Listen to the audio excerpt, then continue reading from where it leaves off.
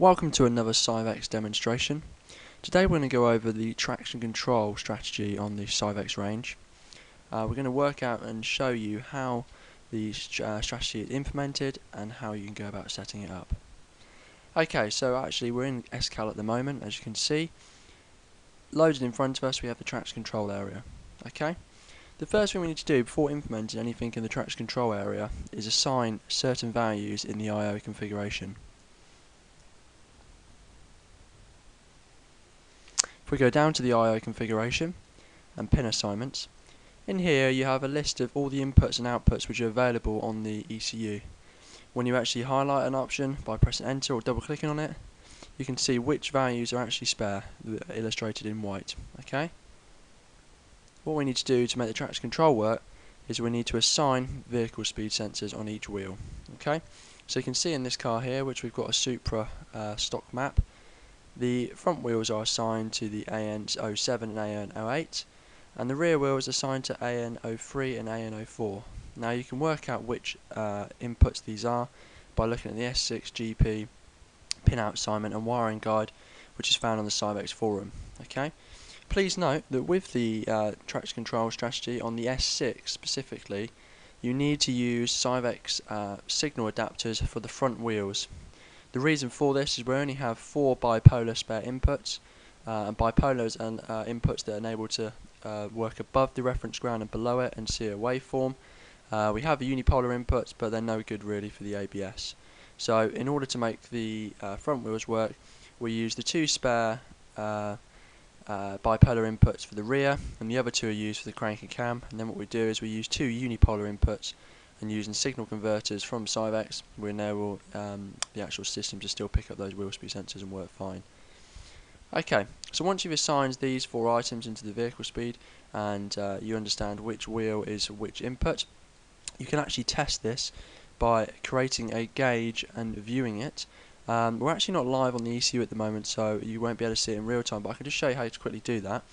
What you need to do is go to gauge up here, or press the letter G on the keyboard.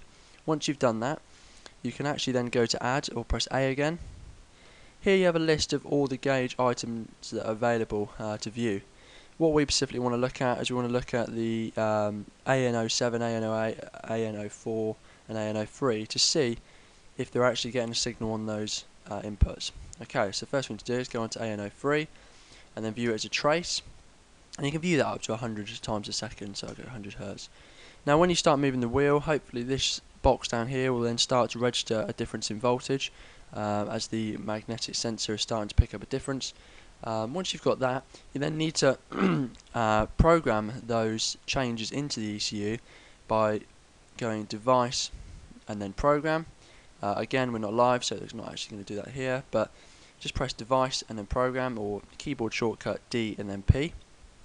Once you've done that, the actual AN inputs would be assigned to the actual specific wheels, and then we need to go and set them up. Okay, so what we do then is go to the sensors. When you go to sensors, you then go down to vehicle speed.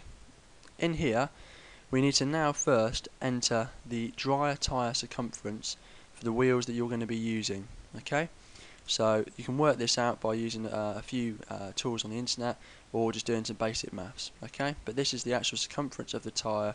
As you can see on the Supra, that particularly on the base map, we have all the 4 same size wheels. Okay, but you need to populate this correctly in order to make sure the vehicle speed on each wheel is actually 100%. Okay, once you've done that, if you're ever going to be using on a track car different types of tyres, you can actually populate these with the different circumferences for the tyres that we're using. Okay, next we need to go down to the tooth timeouts. What this means is this: if no actual teeth are seen on the wheel input when the actual car is stationary, the actual ECU considers the wheel to be stationary. Okay, so that's what you need to put in there as a timeout. At standard, we've got half a second. The number of teeth on your onto each wheel on the ABS unit. Here you pop in the number of teeth that's actually on the actual trigger wheel in the ABS unit. On the Supra is 48. And then what you can define here is the number of teeth per reading, which every time one revolution of the trigger wheel is taken, this is how many times it looks to see how many teeth it picks up on. You can see on here at the moment we've got 4, so on every revolution it looks for it takes 4 teeth per reading. What you've got then is the low threshold voltages and the high threshold voltages. If we go into here at the moment, as the rear right and rear left are using the bipolar input, we've generally got a low threshold voltage of 0.25, and where the front wheels are using the Syvecs signal converters, this actually converts the wheel speed to a square waveform. So we have the low thresholds quite a bit higher because the waveform will go up to above 3.75 volts and then drop back down to 0. Okay, so whereas the bipolar input, obviously, as the speed of the wheel increases, so will the voltage. Okay. Once you've put that in there, again, for the high threshold, these are generally, if you're using the Syvecs signal converters or you're using bipolar inputs, these are generally right stuff to put into here to make it actual bipolar signal, see the wheel speeds and work. Input configuration, this is where obviously you can put in here the type of input it's been put on. Obviously we're using the 5 volt input for the wheel speeds sensor at the back. On the base map, and the fronts are used as thermistors. The reason we got them as thermistors is because on the using the Syvecs signal converters, a pull-up is required in order to actually register an actual signal. Okay. Okay, if you're actually starting to use other sensors on the actual Syvecs strategy for traction control, like lateral G and that, you can actually put in here the minimum lateral G for wheel speed conditioning. And then you've got a few other parameters for max unloaded wheel speed variation, and here the main bits you want to define is obviously where the vehicle speed is being selected from. So on this car, on this base map, we've got it set as front left. Obviously if both the wheel speeds are actually defined, then we want to put that as, on this particular car, say if we actually had both of them defined, on average front, or an average condition front if you wanted some filters put on it. But generally average front seems to work well. Then you go down to driven speed select, and on this obviously both the rear wheels are used again, so on this one we want to put average rear. Okay. Lap distance at pit switch release, again you can define a few other options. If you're using the kind of track and you've got the pit switch enabled, you can set points in which certain traction control strategy is used differently at different points of a lap distance, different slip targets, etc. So that's mainly used for more the advanced users, and it's best to speak to Syvecs direct about that.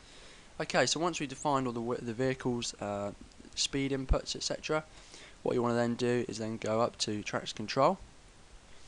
In here, okay, the first thing you need to do is actually put over or enable and turn it on.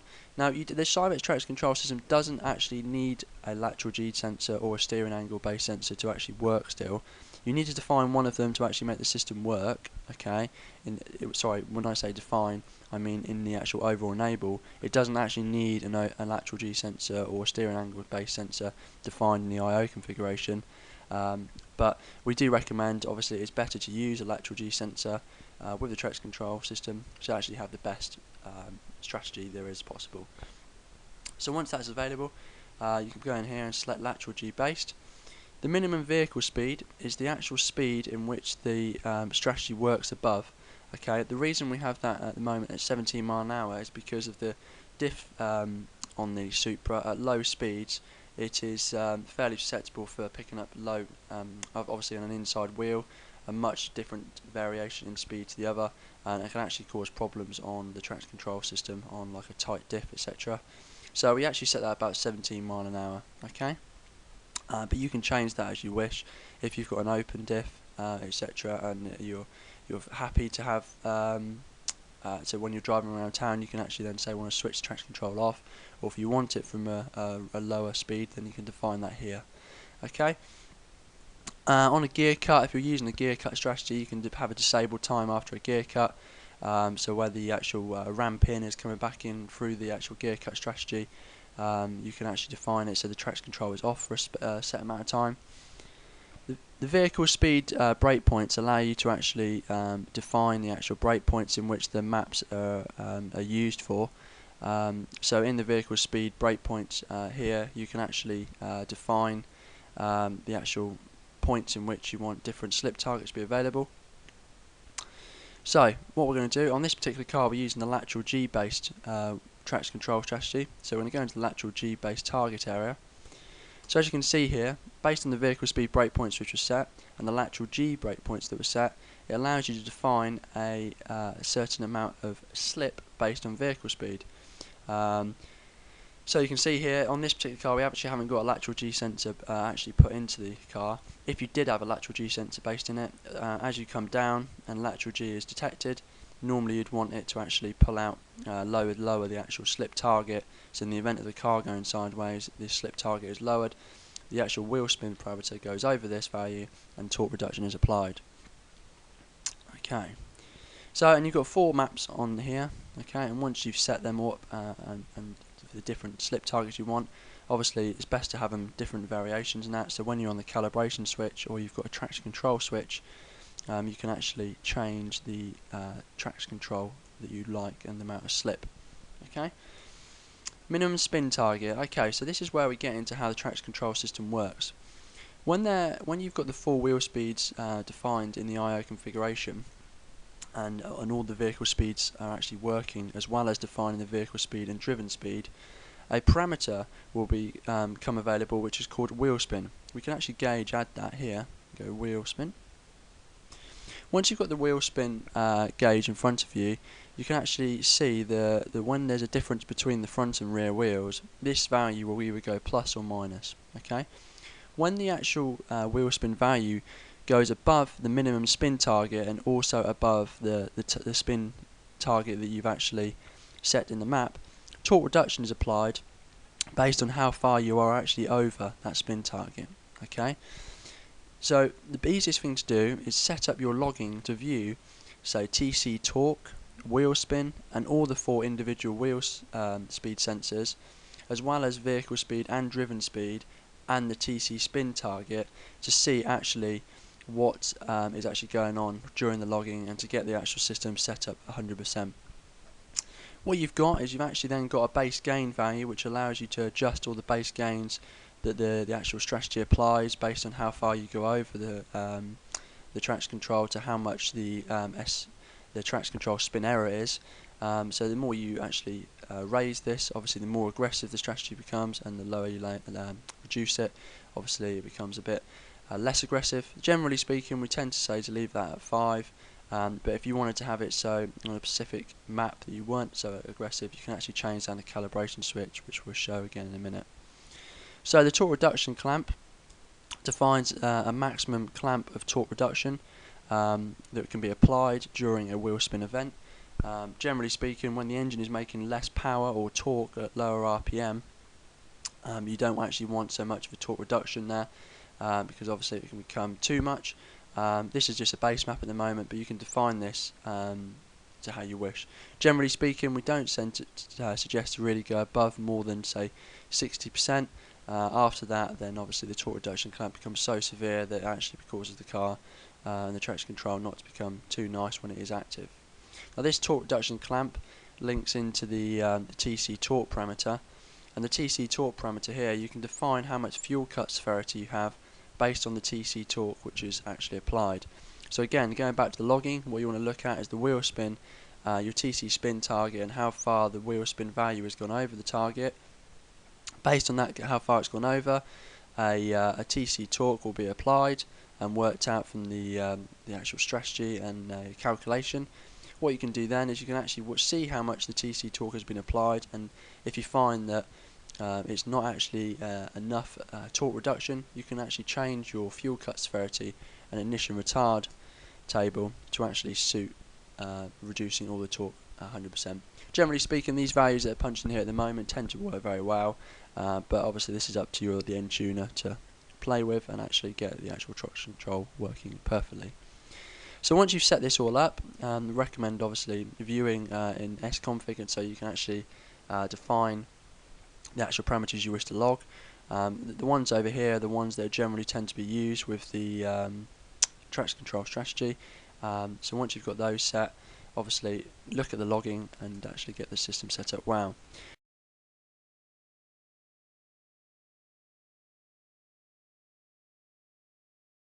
Now going back to the calibration switch in here, there is actually an area which is defined as traction control and allows you to select different target maps based on where the calibration switch is, or your say traction control switch. So you can actually change between different slip target maps live, and you can also change like a multiplier if you wanted to on each like target map, as well as gain tuning.